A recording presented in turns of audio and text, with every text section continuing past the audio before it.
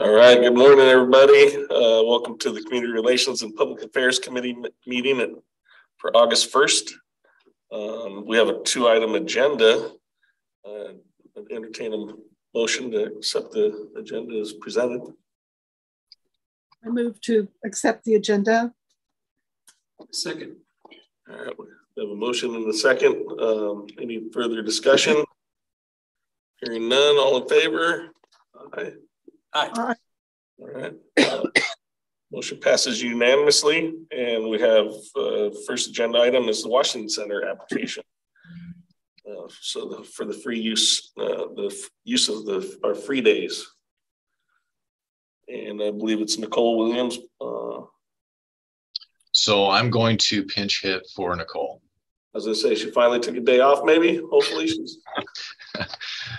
So. As you know, the committee, you have 2 issues before you. One is the Washington Center application. We have typically 2 days that we can have access to the Washington Center Performing Arts in Olympia. We typically reserve a day for the city, but we determined that we do not have a use for in 2023. As a result, when we solicit for applications for people that want to access the free day at the Washington Center, we received 6 applications that met the deadline by July 15th of this year. Those 6 applications are included within the packet. And so as per policy, the committee deliberates on who should receive those 2 days. So you do have to make a decision amongst the 6 applications that we received. We have the KDE Booster Club. This is a gala featuring dance performances. So this is going to be a fundraiser for them. We have the Olympia Peace Choir. They're going to do a choir concert. So that is their request to use the free day. We have the South Puget Sound New Horizons Band. They're trying to do a benefit concert with 1 to 2 hours of live music. That will be their request. We have the Capital Area Music Association. They're doing a band concert with soloists and presenting music they have performed over the last 30 years. They're trying to support local music students and participate at professional level concert. We also have the Providence St. Peter Hospital. They are trying to raise money for the LGBTQIA plus patients and families. So they are asking for a free day. You also have the Nisqually Delta Association asking for a free day. All the application material that is included in the packet is what we have. And so really it's up to this committee to see if they meet the criteria and select 2 days, and you make your recommendation to forward to the full city council.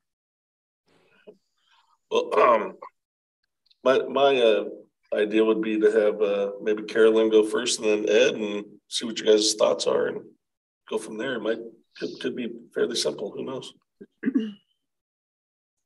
Sound like a plan? Do the round table. I don't have a favorite, that I'm going to lobby for by any means at all. I just want to be certain that some of these groups I'm not familiar with, and I think we've had in the past, it's come up that somebody applied and I can't remember if they actually got the nod for it and then weren't able to pull off an event. So I just want to make sure that, we've got solid applicants here in the bunch. Yeah, it's a tough call. We have 6 applicants. I think from our vantage point, one of the things that we should focus on is which one is the most beneficial for our community. And I don't have a dog in this fight either. I do like the idea that the South Puget Sound New Horizons Band is trying to raise funds and I'm assuming food for the Thurston County Food Bank. That's near and dear to me personally. Other than that, they all have their relevance.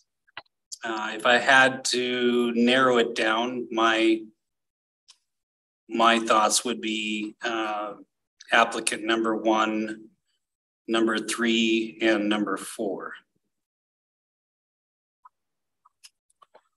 So that'd be the KD Booster Club. Mm-hmm. And they're kind of fond of them too, because it's my daughter was involved in dance for a lot of years. And mine was too, actually. Yeah. And they use the Washington Center several times, not just for Debbie's Dance, but other nonprofits and stuff. So, and really should be some functions that, encourage the community to get involved in the arts and the youth in general. So I like that one as well. And then you were pointing out the South Puget Sound New Horizons Band. Yeah, it's a benefit concert.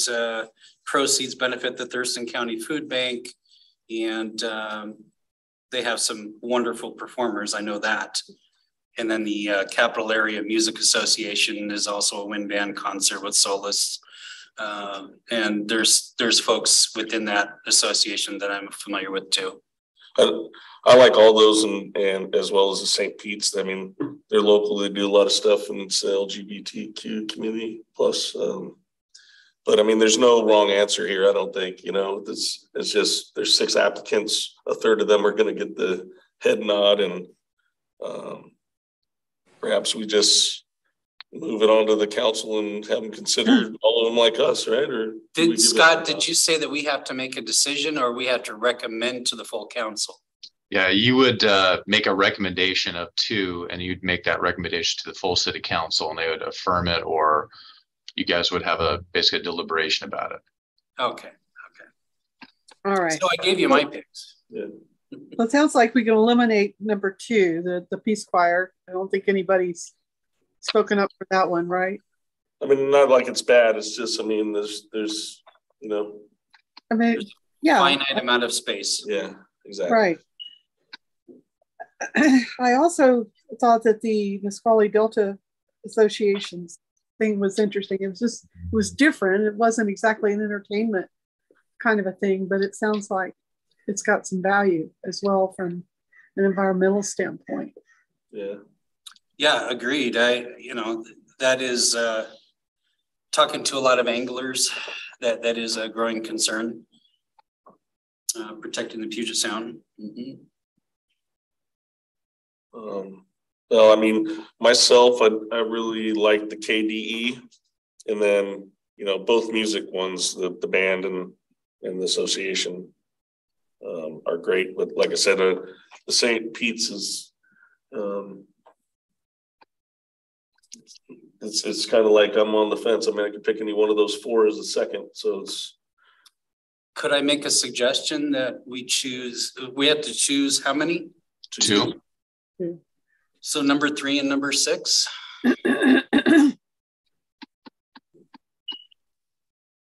I could support that. Yeah, I could do that too.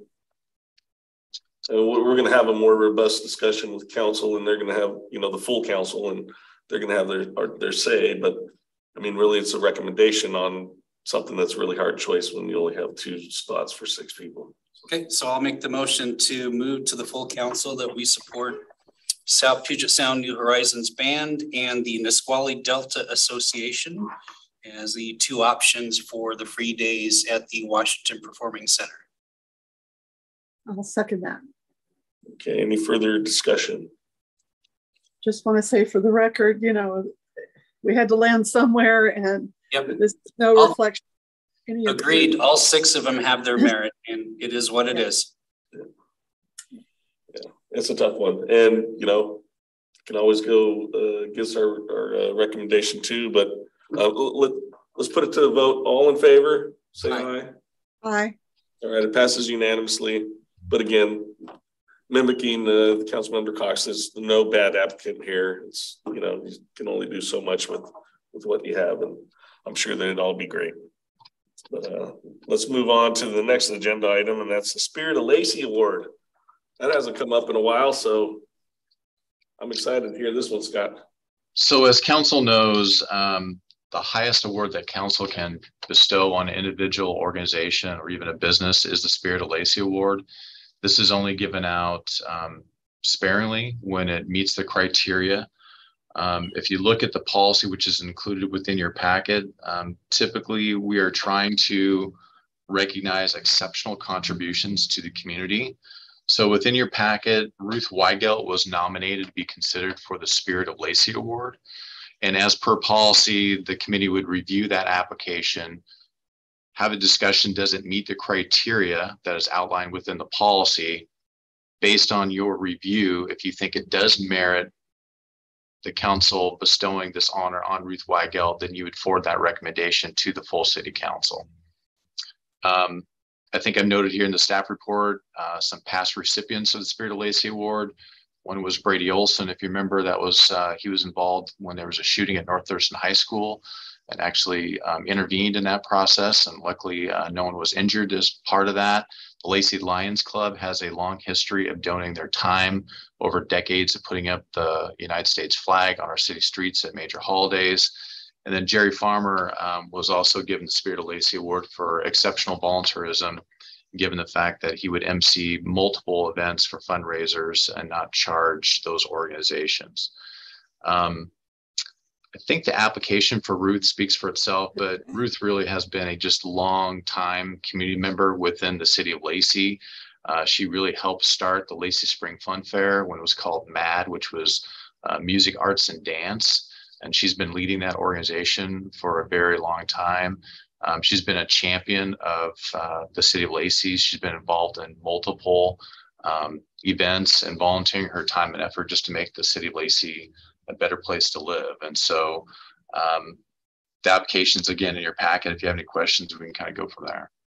Well, you did mention Brady Olson, but it's hard not to mention Ed McClanahan as well, the retired police department police officer for Lacey PD. Yeah, but a situation that could have been a lot worse for sure. And you got two heroes right there. But you guys want to do the same thing, maybe in reverse order? And yeah, that'd be great. So Ed had his hand up. So my question would be, have there been any other applicants for consideration? Is Ruth the only applicant that we've considered for this prestigious award? So there's not like a period of time that the nominations come in, they just come in randomly. And then what the committee decides, does the nomination and what that individual organization did, does it meet the criteria of the Spirit of Lacey Award? And do you want to recommend that award being granted, essentially? So there is no time schedule. It's not like we receive them every year. It's not like there's a deadline.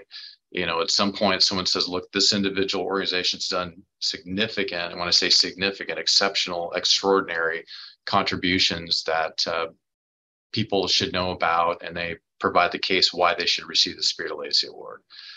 You know, and again, just to maybe do some, you know, highlights on Ruth. I mean, I mentioned, you know, the Lacey Spring Fun Fair, but, you know, that event's been held since the 90s. Actually, I'm sorry, it goes back to 88. She's on the Lodging Tax Advisory Committee. She's been a very big supporter of the school district and has volunteered and also chaired many community groups. She's part of the YMCA board for over 40 years, involved with the Girl Scouts. Again, I think her record speaks for itself, but Ruth's been a very visible community member within Lacey. Yeah, no argument there. My follow-up question is, do we have the Commission on Equity look at these as well, or do we get any input from them? Per the policy, it goes through the Community Relations Committee, and then you look at the policy based on the criteria that's been established. And again, so I get to the quick question is no, it doesn't go through Commission on Equity. The Community Relations Committee is the one who actually reviews those applications. Go ahead, Carolyn. I can't think of a more deserving person than Ruth Weigelt. I mean, she has given so much to the community. In addition to what Scott said, you know, she jumped in and led the efforts to raise funds for our Metropolitan Park District campaign. She's just, you know, the consummate volunteer there when you need her, often volunteering before even, you know, we ask for volunteers. She's just a tremendous person, and I really would wholeheartedly support giving her this award. And I was happy to see it coming from staff as well. Yeah, that's awesome. It makes sense, and you wonder why it hasn't happened before since we established this award. So you know, I'd piggyback on both with Ruth and her caliber of person, let alone to community member involvement and all that. You know, it's one thing sitting on a board, but sitting on as many boards as she has, to include youth, especially with the schools and YMCA and all that stuff. But you could be a board member all day long and not do much. You know, it's those decisions that have to be taken into action, and action is what Ruth is. Ruth goes to work and gets it done, and she's tireless. She makes it look effortless when we all know, especially, you know, she's just as busy as the rest of us. You know, she's like the Energizer Bunny, and she just goes because she knows the impact it's going to have on the community, and she wants her community to just be a better place. And the selflessness is the understatement when it comes to her. You know, so me, I'm all for it. I think if anyone was to exceed the what you needed to have to get the Spirit of Lacey Award, or I mean, a President's Award from, you know, the President of the United States, I think she would be the one person. You know, she's just everything you want a community member to be. You know, good or bad, she's constructive in every way. And the end result is a better community, because she knows that, you know, you improve one person's life, you improve everybody's life. So, and who's improved more than multiple lives than her in this community. So for me, it's a stand out and yell from the mountaintop. Yes, she's absolutely deserving. So, well, I can't say enough good stuff. Go ahead, Carolyn. I would like to move then that we recommend to council that Ruth be presented the Spirit of Lacey Award. Go ahead. I'll second that. I wasn't going to second it because chair and all that stuff, but I'm happy to. It actually makes me feel really good to be able to second this. So, any further discussion? Nope. All right. All in favor? Aye. All right. Passes unanimously. Congrats. One step closer. There you go. Is there any? That's our last agenda item. Is there anything for the good of the order? Ed, do you have anything? Oh, I'm good. Carolyn? No. Scott? Just happy to wake up shivering this morning. Nice. This hot streak. Well, it's good seeing you guys this Monday morning, and I'll call this Community Relations and Public Affairs Committee meeting adjourned at 11:18, 11:19. Very good.